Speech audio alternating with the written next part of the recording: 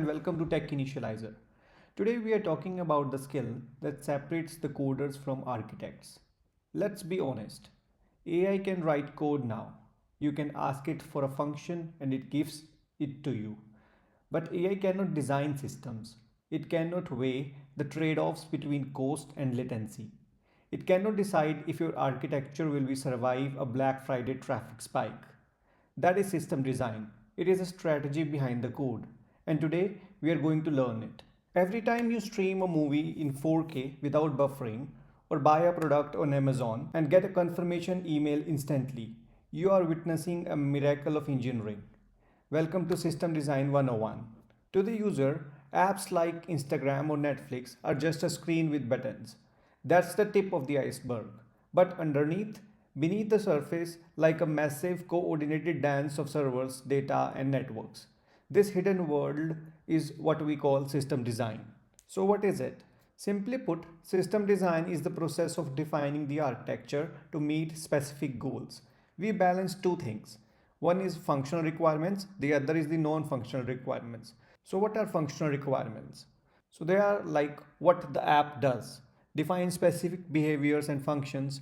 So, it is directly related to the business rules, tangible features that users interact with. For example, a user can upload a profile photo. That is an example of functional requirement. And on the other hand, non-functional requirements are how well it does it. Is it fast? Is it secure? Is it cheap to run? Etc. All those questions. For example, a photo must load in less than 200 milliseconds. So that's a non-functional requirement. Non-functional requirements define systems attributes. It's called the quality, constraints on design and implementation, and it is critical for scale, like for performance and reliability. To understand this, let's forget computers. Imagine you open a pizza shop. At first, it's just you. You have one chef, one oven, and you serve 10 customers a day. In tech terms, this is a monolith. Everything is in one place. It's simple, but it has a limit. But what if you suddenly get 10,000 orders? If you try to do that in a smaller shop, the kitchen catches fire.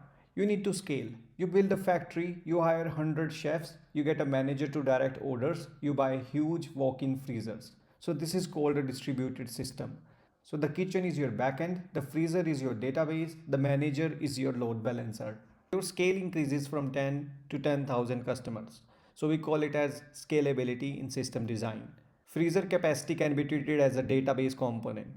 Throughput, number of ovens, can be linked to server instances. And reliability will be a backup chef that we call fault tolerance in system design. So this architectural thinking actually changes how we write code. Take Java for example. In a big system, we don't want to be stuck with one specific type of oven. We use interfaces. By writing code that accepts any oven, gas, electric or wood, we decouple our system. This helps us to swap out infrastructure later without breaking the app. So when designing these systems, you are essentially answering 10 big questions. Whether you are building a startup or sitting in an interview, memorize these. Scalability. Can we handle a traffic spike? Example, a Black Friday sale. Latency. How fast is the response? Minimizing the loading wheel.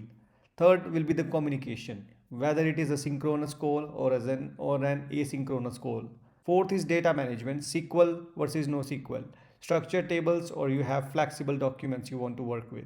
Fifth is fault tolerance. If a server catches fire, does the whole app die? What will be your backup steps? Sixth is security. How do we keep bad actors out?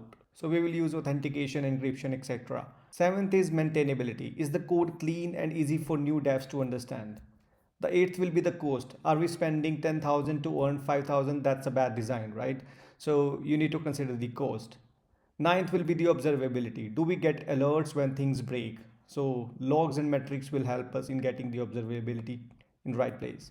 10th will be compliance. Are we following the laws like GDPR or any other rules that your application need to follow? So what are the key components? So the client talks to a load balancer which distributes work to a servers. The servers checks the cache for quick answers or go to the databases for permanent storage. So it is an assembly line for data. Follow this 7-step roadmap. Start with the requirements. Don't guess. Just ask. Do the math. Estimate your storage needs, etc. Draw the high level designs using boxes like client, load balancers, services, databases, etc. Then zoom in on data and APIs. Define the DB schema and the API endpoints. Detailed design, solving hard problems like sharding, caching, consistency, etc. Identify the bottlenecks, try to break your own system. And finally, review and iterate. Justify all the trade offs and refine the architecture. So that's a complete 7-step design process. System design is the bridge between writing code and building products. We have just scratched the surface. In the next video, we are going to dive into the top system design concept. Things like sharding, cap theorem, CDNs, DNS, etc. Hit subscribe so you don't miss that class. I'll see you there.